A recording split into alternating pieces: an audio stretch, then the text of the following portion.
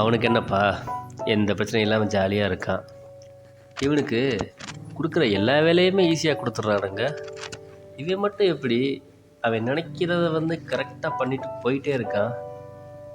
இப்படி அடுத்தவங்கள பற்றி எவ்வளோ நாள் தான் யோசிக்க போகிறீங்க? உங்களோட எல்லா பிரச்சனைக்கும் என்ன சொல்யூஷன்? நீங்கள் பிடிச்சதை எப்படி அடையிறது? உங்களுக்கு கொடுத்த வேலையை எப்படி ஈஸியாக முடிக்கிறது? இந்த மாதிரி நம்மளை பற்றி நம்ம எப்போ யோசிக்க ஆரம்பிக்கிறோமோ அப்போ தான் நம்மளோட லைஃப் ஸ்டைலும் மாறும். நீங்கள் வாழ்க்கையில் அடுத்த கட்டத்துக்கும் போகலாம்.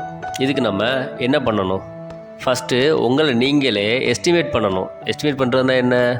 உங்களோட டேலண்ட் என்ன, உங்களோட கெப்பாசிட்டி என்ன, உங்களோட ஸ்ட்ரென்த் என்ன, உங்களோட வீக்னஸ் என்ன, உங்களோட வீக்னஸை எப்படி நம்ம ஸ்ட்ரென்த்தன் ஆக்குறது, உங்களோட கோல் என்ன, எல்லாத்தையுமே ஒன்ஸ் மைண்டில் வச்சுக்கோங்க. மைண்டில் எல்லாம் ரிமைண்ட் பண்ணி உங்களை நீங்களே ட்ராக் பண்ணிங்கன்னா மற்றவங்க எந்த அளவுக்கு இருக்காங்கன்னு நீங்கள் யோசிச்சிங்களோ அதே விஷயத்த அவங்க உங்களை பார்த்து யோசிப்பாங்க.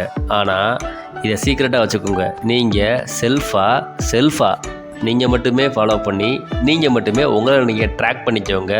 லைஃப்பில் வேறு லெவலில் போகலாம்.